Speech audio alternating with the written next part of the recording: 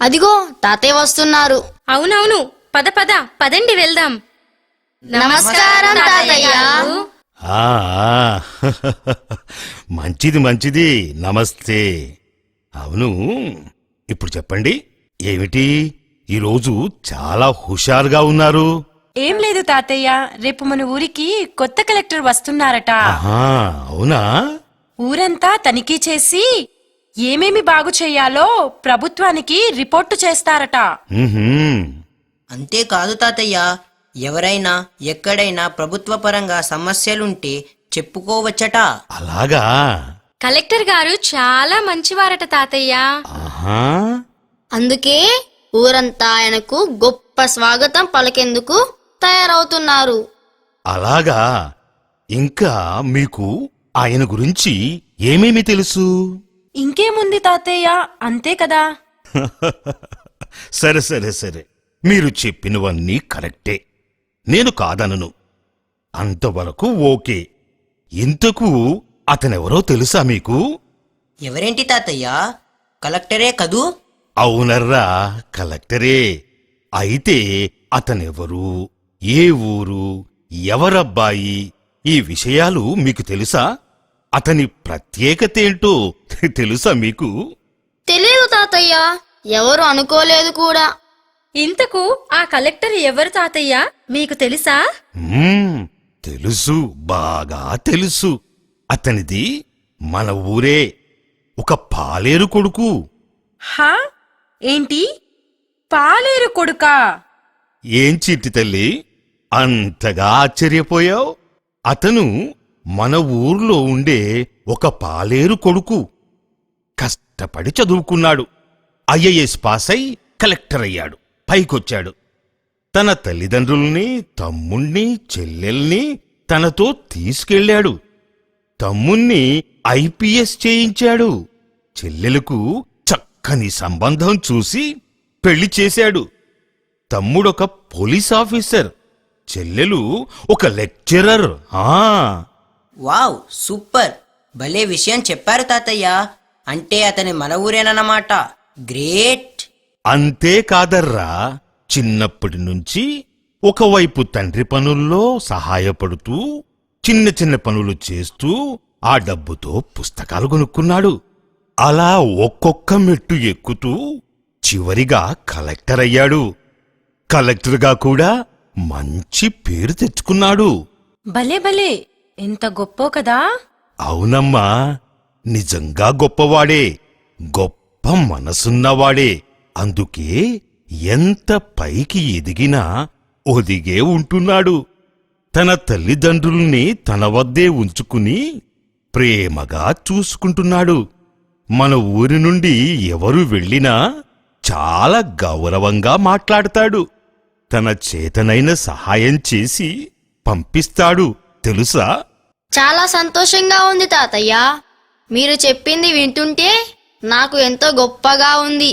గొప్పగా ఉండడం కాదు, మీరు అంత గొప్పవారు కావాలి. ఓ, తప్పక అవుతాం తాతయ్య. అంతేకాదురా, ఇప్పుడతను తను పుట్టి పెరిగిన సొంత ఊరికి ఎంతో కొంత మేలు చేయాలని మన ఊరికి వస్తున్నాడు. ఆ విధంగా మనం ప్రతి ఒక్కరం కూడా కష్టపడి మనం పైకి రావడమే కాకుండా మన వారిని, మన ఊరిని కూడా పైకి తెచ్చేందుకు ప్రయత్నం చేయాలి. అలాగే తాతయ్య, తప్పక ప్రయత్నిస్తాం. సరే, మీకు ఇదంతా ఎందుకు చెప్పానో తెలుసా? కలెక్టరు వస్తున్నారని, అతనిలా మేము పైకి రావాలని. అంతే కదా తాతయ్య? ఉహుం. అందుకే కాదు, మనం చెప్పుకుంటున్న బైబిల్ కథలో యోసేపు కూడా ఇలాగే ఎన్నో కష్టాలు పడినా తన మంచి ప్రవర్తనతో, ప్రార్థనా బలంతో అంచెలంచెలుగా అభివృద్ధి చెందాడు. అవునా కాదా?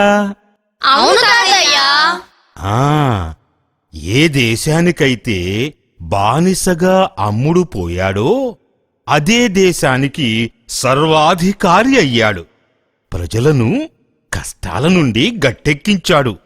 చివరికి ఏ అన్నల చేత తిరస్కారానికి గురయ్యాడో వాళ్ళ చేతనే నమస్కారం పెట్టించుకోగలిగాడు. అవునా కాదా? అవును తాతయ్య. ఆ తాతయ్య హ్మ్. నేను అడగడం మర్చిపోయాను. ఏంటి చిట్టి తల్లది? పోయినసారి మీరు ఏదో నాటకం రహస్యమని అన్నారు. అది ఏంటి తాతయ్య? దేన్ని నాటకమన్నాను, దేన్ని రహస్యమన్నాను? పిక్నిక్ వెళ్ళి అన్నీ మరిచిపోయావా? నేను చెబుతాను తాతయ్య. నువ్వు చెబుతావా చిట్టి తల్లి? అవును, నేను చెబుతాను తాతయ్య. మరి ఆలస్యమెందుకు? చెప్పు చెప్పు. యేసేపు వద్దకు తన అన్నలు రెండవసారి బెన్యామీనుతో కలిసి వచ్చినప్పుడు కూడా వారు తనకు తెలియనట్లే నటించాడు. కాని వారందరినీ బాగా చూసుకున్నాడు. అవును. హా తాతయ్య, ఇప్పుడు గుర్తొచ్చింది, నేను చెప్తాను. గుర్తొచ్చింది. చెప్పు చెప్పు మరి. అయితే ధాన్యమిచ్చి పంపేటప్పుడు వారి డబ్బును తిరిగి వారి సంచిలోనే పెట్టి పెట్టి చిన్నవాడైన బెన్యామీను సంచిలో తన వెండి గిన్నెను కూడా పెట్టించాడు. అవును. అలా చేయడంలో ఏదో రహస్యం ఉందని మీరు అన్నారు తాతయ్య. నాకు కూడా గుర్తొచ్చింది తాతయ్య. అందరికీ గుర్తొచ్చింది కదా. సరే, అయితే అసలు విషయం ఇప్పుడు వినండి. అలా యాకోబు కుమారులందరూ ధాన్యపు మూటలను తమ గాడిదలపై ఎక్కించుకుని తిరిగి తమ కనాను దేశానికి బయలుదేరారని కూడా చెప్పాను కదా. అవును తాతయ్య, చెప్పారు. అలా వారు నగరం నుండి ఎంతో దూరం వెళ్ళక మునిపే యోసేపు తన గృహ నిర్వాహకునితో వెంటనే వెళ్లి వారిని కలుసుకొని, మా దొర చేసిన మేలుకు బదులుగా మీరు కీడు చేస్తారా? మా దొర పానీయము సేవించేందుకు, శకునాలు చూసేందుకు ఉపయోగించుకునే వెండిగిన్నెను దొంగిలిస్తారా? మీరెంత పాడు పని చేశారో మీకు తెలుసా అని నిలదీయండి అని చెప్పి పంపిస్తాడు. గృహ నిర్వాహకుడు యోసేపు చెప్పినట్లే చేసి వారిని అడ్డుకొని నిలదీస్తాడు. అయ్యయ్యో, అలా వెండి గిన్నెను వాళ్ళ సంచిలో పెట్టమని చెప్పింది యోసేపే కదా. మరి ఇప్పుడిలా చేస్తున్నాడెందుకు? అదే కదా రహస్యం. సరే, నేను చెప్పేది సరిగ్గా వినండి. అలా గృహ నిర్వాహకుడు తమను అడ్డుకొని నిలదీసేసరికి వారు బిత్తరపోయి, అయ్యయ్యో, ఎంత మాట! మేము కలలో కూడా అటువంటి పని తలపెట్టలేము. గతంలో మా సంచుల్లో పొరపాటున పడి ఉన్న డబ్బును కూడా తిరిగి తెచ్చి ఇచ్చాము కదా. అటువంటి మేము దొంగతనం చేస్తామా? సరే, మా సంచులన్నీ వెతకండి. మాలో ఎవరి దగ్గరైనా మీ గిన్నె కనిపిస్తే వాని తల నరికి వేయండి. అప్పుడు మేమందరము మీకు బానిసలమై ఉంటాము అని అన్నారు. అంటే ఇప్పుడు గృహ నిర్వాహకుడు బెన్యామిన్ను చంపేస్తాడా? లేదు లేదు, ఇదంతా నాటకమేనని చెప్పాను కదా. చెప్పింది వినండి. చెప్పండి తాతయ్య. ఇదిగో, మధ్యలో మీరెవరు మాట్లాడకూడదు. అలాగే అన్నయ్య. ఏదో భయమేస్తుంటే అడిగాను అంతే. భయం ఎందుకు? ఇదంతా వట్టి నాటకమే అని తాతయ్య చెప్పారు కదా. అవుననుకో. సరే, చెప్పండి తాతయ్య. చెబుతున్నాను వినండి. అప్పుడు గృహ నిర్వాహకుడు వారితో ఇలా అన్నాడు. అట్లయితే సరే, మీరు చెప్పినట్లే చేస్తాను. ఎవరి వద్ద వెండి గిన్నె దొరుకుతుందో వాణ్ణి మాత్రం మాతో పట్టుకెళ్తాం, మిగతా వారు వెళ్ళిపోవచ్చు అని చెప్పి అందరి గోనె సంచులు వెతికించాడు. అయ్యో అయ్యో అయ్యో, బెన్యామీను దొరుకుతాడు కదా తాతయ్య. బెన్యామీను సంచిలో గిన్నె కనిపించింది. అది చూచి మిగిలిన వారు లబోదిబోమని ఏడుస్తూ తిరిగి యోసేపు వద్దకు వచ్చారు. యోసేపు కాళ్లపై పడి తమకు ఏ పాపం తెలియదని, బెన్యామీను లేకుండా తాము తిరిగి తమ తండ్రి వద్దకు వెళ్లలేమని ప్రాధేయపడ్డారు. అప్పుడు యోసేపు వారిని గద్దించి, శకునములు చూడగలిగిన నాకు నా గిన్నె ఎక్కడ ఉందో నాకు తెలియదా? పాపం చేసినవాడు శిక్ష అనుభవించక తప్పదు, మిగిలిన వాళ్ళు వెళ్ళవచ్చు అని కఠినంగా అన్నాడు. అయ్యో పాపం. అప్పుడు యూదా ముందుకొచ్చి, బెన్యామీను లేకుంటే మా తండ్రి బతకడు. ఈ వృద్ధాప్యంలో ఆయన దిగులుతో కృషించి మరణించటం మేము చూడలేము. నేను మా తండ్రికి మాట ఇచ్చి బెన్యామీనును మాతో తెచ్చాం. కాబట్టి బెన్యామీను బదులు నన్ను చంపండి. వృద్ధుడైన మా తండ్రిపైన కనికరం చూపి బెన్యామీనును వదిలిపెట్టండి. లేకుంటే మేమందరము ఇక్కడే చచ్చిపోతాము అని కాళ్లపై పడి వేడుకున్నాడు. తాతయ్య, నాకు ఏడుపు వస్తుంది, కాసేపు ఆపండి. నాకు కూడా తాతయ్య. ఈ ఆడపిల్లలు ఎప్పుడూ ఇంతే, చిన్నదానికి ఏడుస్తుంటారు. అరెరే అలా ఏడవకండ్రా. మీలాగే వారి మాటలు విన్న యోసేపుకు కూడా ఏడుపొచ్చింది. కాని సేవకులందరి ముందు ఏడవలేక దుఃఖాన్ని అణుచుకున్నాడు. వెంటనే సేవకులందరినీ అక్కడి నుండి వెళ్ళిపొమ్మన్నాడు. సేవకులందరూ వెళ్ళిపోగానే యోసేపు బావురుమని ఏడ్చాడు. పిల్లలు, ఏంటి తాతయ్యా? ఆ మనం కథ చెప్పుకుంటున్నాం కదా, ఇప్పుడు ఓ చిన్న విరామం తీసుకుందాం, సరేనా? అలాగే తాతయ్యా.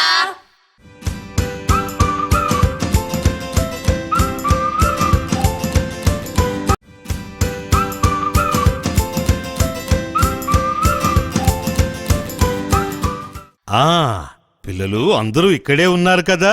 ఉన్నాం తాతయ్య. ఆ మరి మనం కథ చెప్పుకుందామా?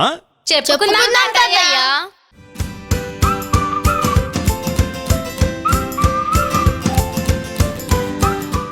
వారి మాటలు విన్న యోసేపుకు కూడా ఏడుపొచ్చింది.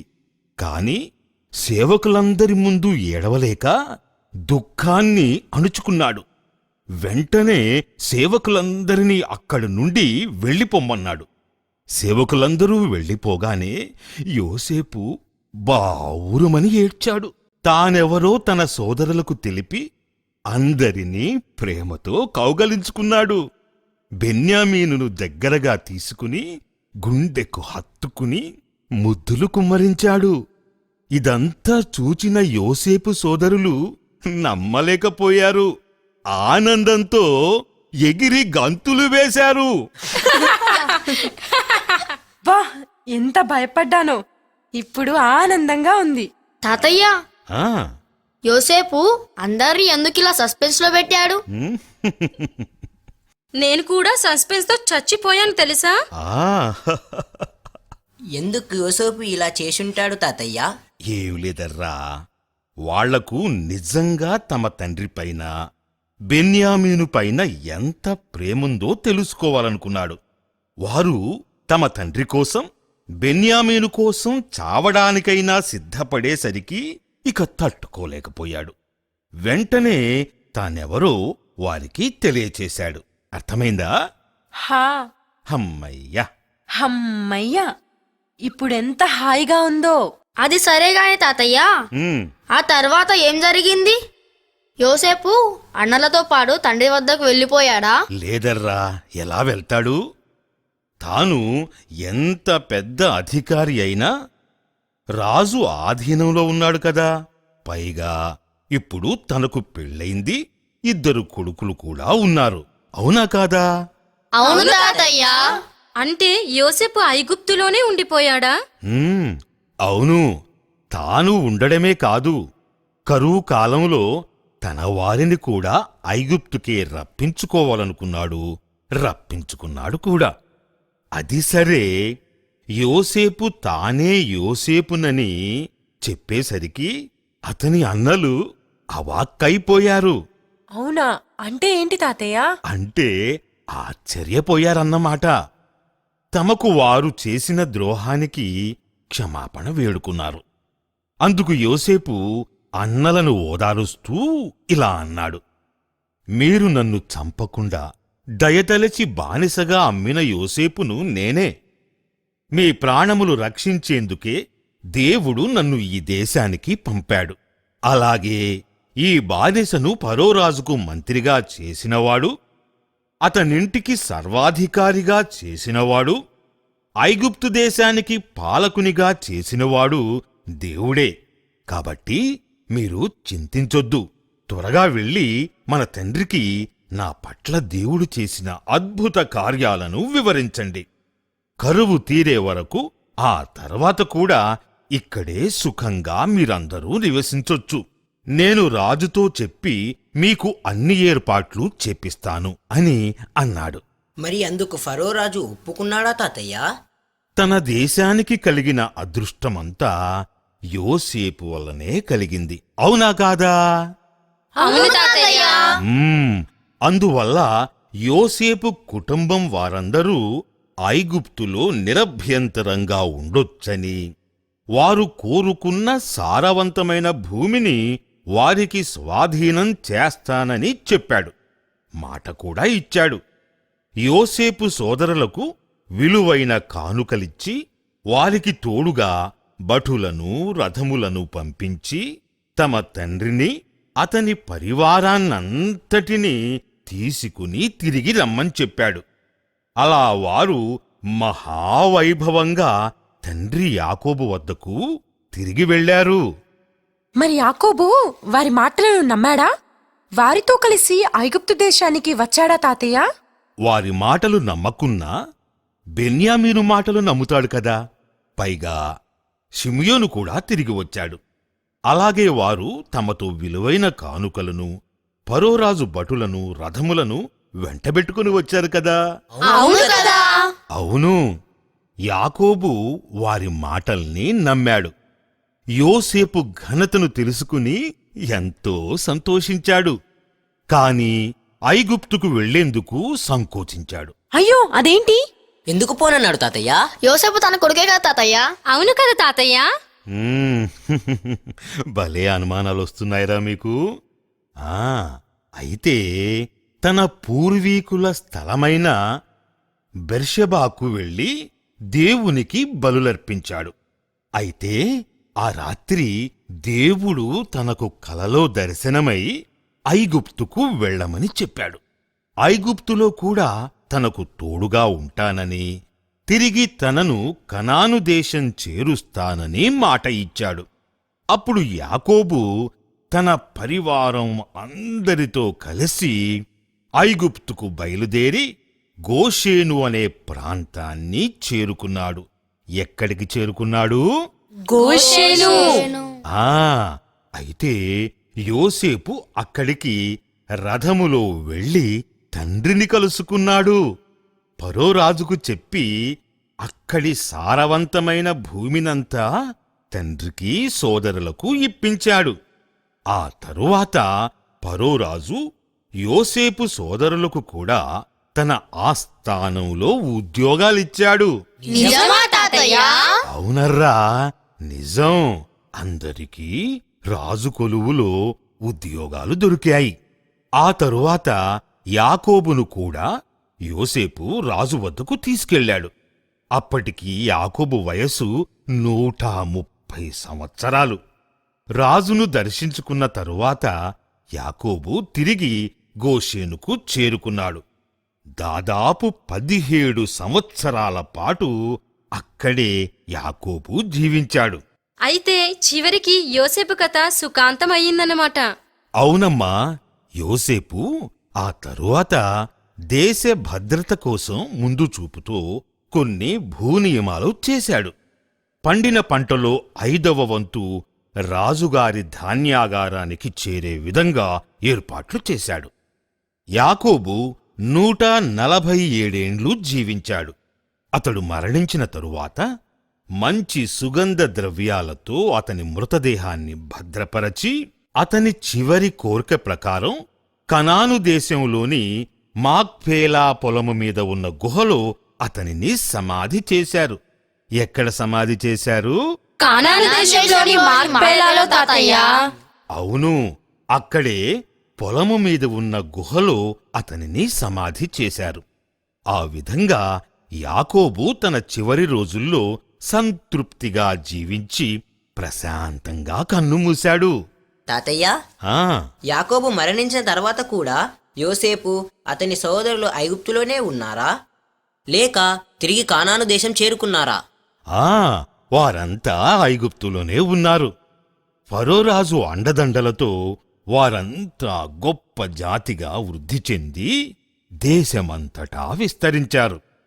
యోసేపు జీవించినంత కాలము ఐగుప్తు దేశమంతా స్వర్ణయుగంగా గడిచింది. తాతయ్య, అయితే యోసేపు ఎంతకాలం జీవించాడు? యోసేపు తన అన్నలతో పాటు ఐగుప్తులోనే ఉన్నాడని చెప్పాను కదా. అవును తాతయ్య.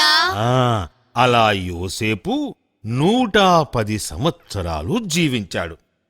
తన జ్యేష్ఠ కుమారుడైన ఎఫ్రాయిము పిల్లలను 3 తరముల వరకు చూచాడు.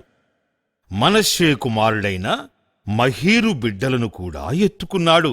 అలా మనుమళ్లతో మునిమనుమరాళ్లతో ఆనందంగా గడిపిన తరువాత తను మరణించే సమయం వచ్చిందని తెలుసుకున్న యోసేపు తన అన్నలను పిలిచి, దేవుడు మిమ్ము తప్పక మన పితరులకు మాట ఇచ్చిన భూమికి తిరిగి చేరుస్తాడు. అప్పుడు మీరు నా అస్థికలను మీ వెంట తీసుకువెళ్ళి అక్కడ సమాధి చెయ్యండి అని వారితో ప్రమాణం చేయించుకున్నాడు. అతడు మరణించిన తరువాత అతని మృతదేహాన్ని సుగంధ ద్రవ్యాలతో ఒక శవపేటికలో భద్రపరిచి ఐగుప్తు దేశంలోనే ఉంచారు. అదర్రా యోసేపు కథ. బావుందా? బాగుంది తాతయ్య. చాలా బావుంది కదా. చాలా బాగుంది. విన్నారు కదా, దేవుడు తనను నమ్ముకున్న వారిని ఏ విధంగా ఉన్నత స్థితికి లేవనెత్తుతాడో తెలుసుకున్నారు కదా. తెలుసుకున్నాం తాతయ్య. ఆ, చాలా మంచిదిరా. ఈసారి వచ్చినప్పుడు మరో కథ చెప్పుకుందాం, సరేనా? అలాగే తాతయ్య. సరే, ఇక ఇంటికి వెళ్ళండి. Bye bye. Bye bye